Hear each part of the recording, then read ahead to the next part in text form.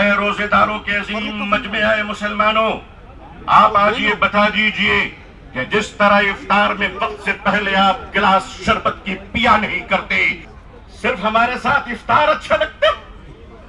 हमारे माननीय प्रधानमंत्री जी क्या प्यारे लगते हैं जब कोई तशरीफ ले जाते हैं।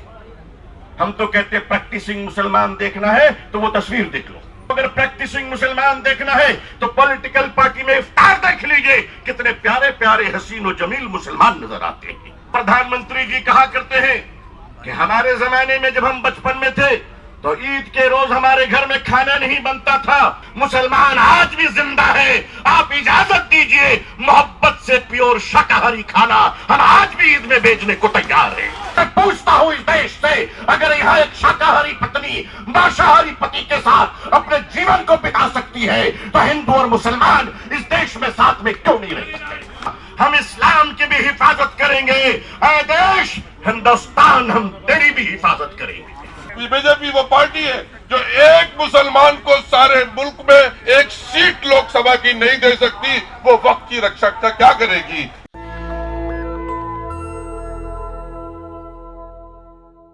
बल्कि अपने हुकूक की आवाज को बताने के लिए आया है।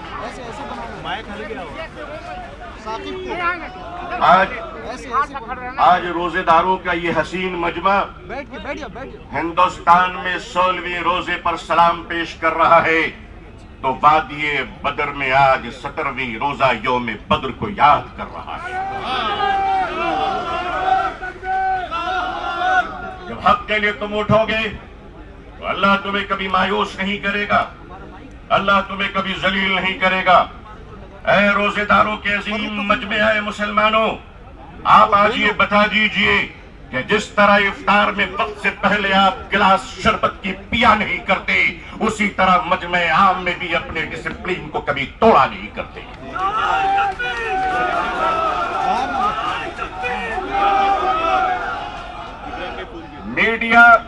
मीडिया का काम है आपसे पूछना, आपका काम है बिल्कुल खामोश रहना। आप एतकाफ की नियत कर लें इंशाअल्लाह। मैं अपने मीडिया के भाई बहनों को अच्छी तरह जानता हूं, इन्हीं के बीच तो बड़ा हुआ हूं। आखिर इन्हें हम नहीं जानेंगे तो क्या ट्रंप साहब जानेंगे? इनका और हमारा बड़ा गहरा रिश्ता है। लेकिन आपको बता देना चाहते हैं, हम यहां लड़ने या हुकूमत को धमकाने या किसी समुदाय विशेष को ललकारने के लिए नहीं आए हैं, बल्कि जंतर मंतर पर लोकतंत्र और संविधान में दिए गए अपने अधिकार के रक्षा के लिए आए हैं।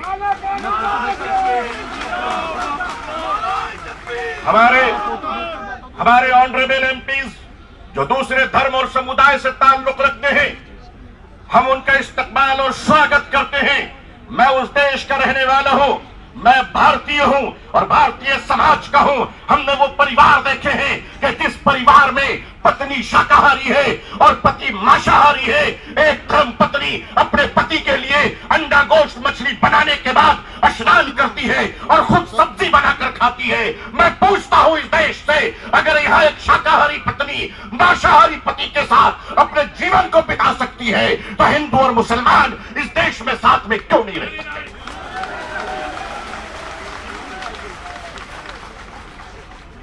सिर्फ हमारे साथ इफ्तार अच्छा लगता है,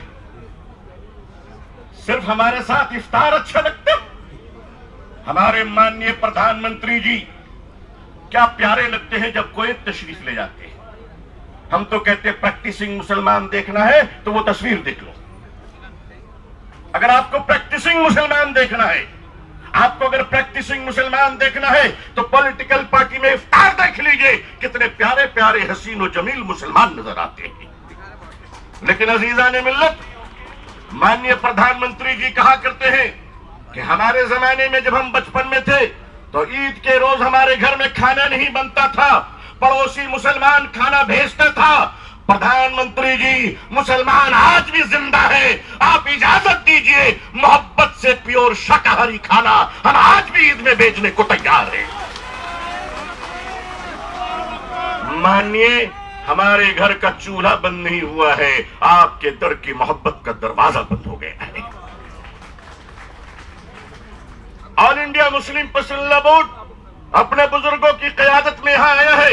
हमने पढ़ा था कि शेखुल इस्लाम सर पे कफन लेकर जाया करते थे। हमने पढ़ा था कि शेखुल हिंद कफन लेकर जाया करते थे। हम मानते हैं हमने उन बुजुर्गों को नहीं देखा, मगर उन बुजुर्गों की निस्बतों से मुनसलिक ये चश्मो चराग की हिफाजत कर लो मुसलमानों।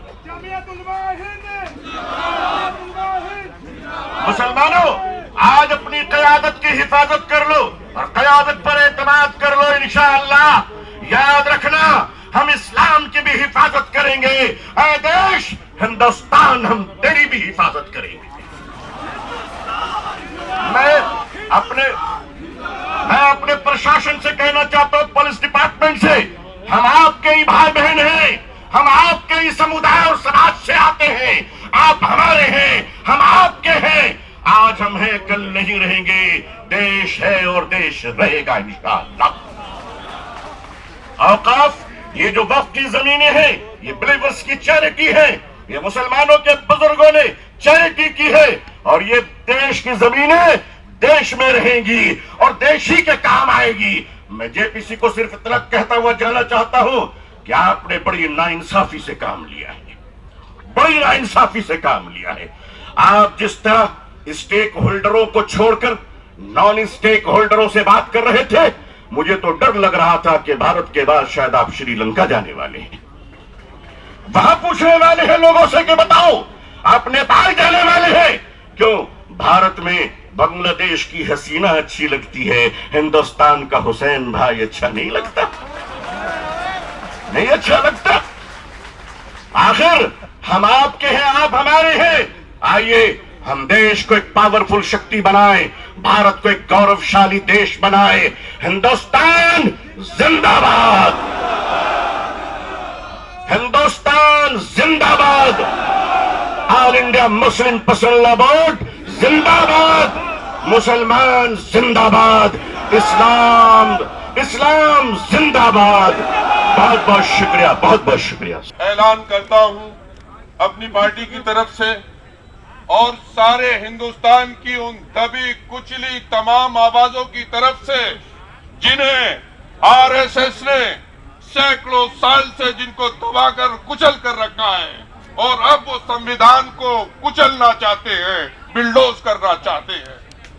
समाजवादी पार्टी ने, माननीय अखिलेश यादव जी ने पहले दिन ही जब ये बिल लाया गया था, साफ साफ कह दिया था कि ये कॉन्स्टिट्यूशन संविधान पर सबसे बड़ा होने वाला आजादी के बाद हमला है, हम इसको कभी बर्दाश्त नहीं कर सकते। दलितों के ऊपर जो अत्याचार हो रहा है, आदिवासियों के हुकूक जो खत्म हो रहे हैं और सिखों के मामलात में जो दखल अंदाजी हो रही है, ये क्या तमाशा रखा है? आप समझते हैं हम कब तक बर्दाश्त करेंगे? देश की जनता के लोग, देश की जनता के मूड को पहचानिए। सारा ईवीएम से नहीं चलेगा, मुल्क संविधान से चलेगा। अगर कोई इस गलतफहमी में है तो उसको गलतफहमी दूर कर लेनी चाहिए। 24 के पैगाम ने, ये इंतखाब ने पैगाम दिया। मुसलमानों के साथ मैं अपनी बात खत्म कर रहा हूं।